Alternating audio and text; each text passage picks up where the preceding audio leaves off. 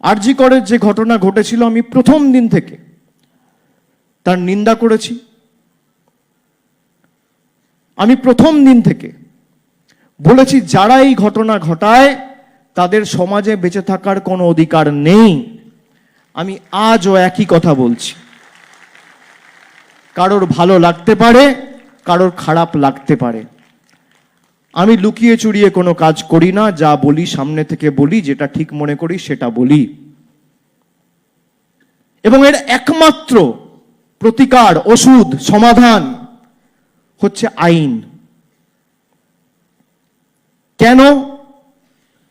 তার কারণ আইন না হলে সারা ভারতবর্ষ, বাংলা তো ছেড়ে দিন, বাংলায় তো মানুষ প্রতিবাদ করছিল, প্রতিরোধ করছিল, রাস্তায় বিক্ষোভ মিছিল সমস্ত তো 2 মাস 3 মাস হয়েছে। আমি বাংলার কথা ধরছি না। যখন সারা দেশের মানুষ প্রতিবাদ করছে, প্রতি 10 মিনিটে আমাদের দেশে তখনও একটা করে ধর্ষণের মতো ঘটনা ঘটে চলেছে। প্রতি 10 মিনিটে, মানে ঘন্টায় 6টা। আমরা ইতিমধ্যে আমাদের রাজ্য সরকার বিধানসভায় আইন পাস করেছে, অপরাজিতা বিল। আপনাদের জানা দরকার, আমি একটি রাজনৈতিক মঞ্চ থেকে আমাদের পার্টির ছাত্র সমাবেশের মিটিং থেকে আমি বলেছিলাম যে আমি প্রাইভেট মেম্বার বিল আনব।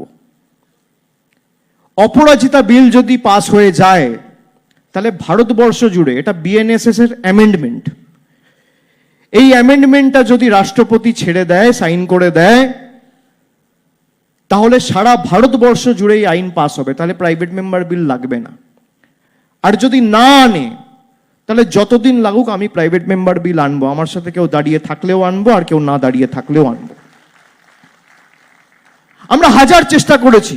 কোভিড যখন হয়, কেউ বলছে স্যানিটাইজার দিয়ে হাত ধো, কেউ বলছে একটু হ্যান্ড স্যানিটাইজ করো, কেউ বলছে একটু হাত ধো, কেউ বলছে মাস্ক পরো, কেউ বলছে সামাজিক দূরত্ব বজায় রাখো। কিন্তু এই জিনিসগুলো করে আমরা কোভিড এড়াতে পারিনি।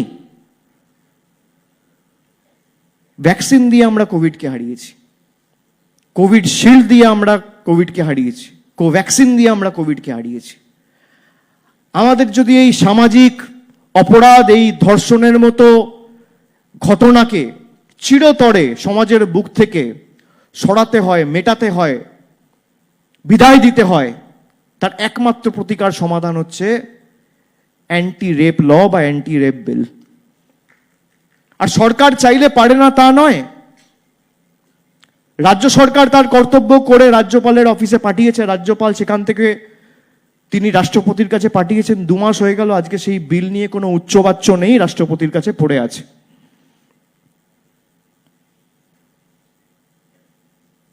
এই বিল পাস হয়ে গেলে, আর বিলটা এমন ভাবে করা হয়েছে যে 50 দিনে তার শাস্তি হবে। এবং শুধু তাই নয়, তার সাথে অ্যাসিড অ্যাটাকের ক্ষেত্রেও আমরা 3 বছরের শাস্তি এবং 3 থেকে 5 বছরের শাস্তির একটা প্রভিশন রেখে বিলটা পাস করা হয়েছে। অন্য কোনো রাজ্য সরকার বা কোনো রাজ্যের বিধানসভায় এটা হয়নি।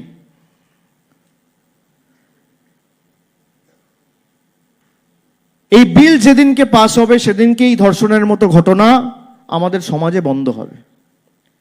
কেন্দ্র সরকার যদি চায় 1 দিন লাগবে, অর্ডিন্যান্স আনতে পারে।